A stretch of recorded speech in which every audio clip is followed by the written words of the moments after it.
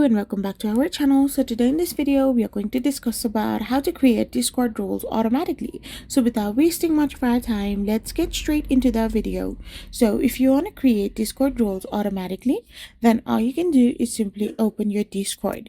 Once you open your Discord, you can simply create and assign Discord role in the best achieved format by adding a service bot like Carlbot or me.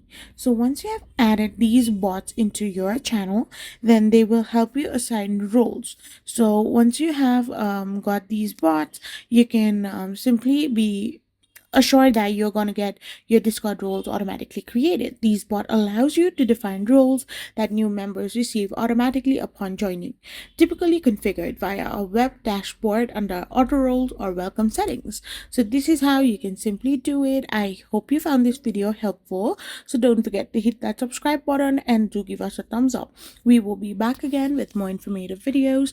Thank you for watching and stay tuned for our next video. We will be back again really soon.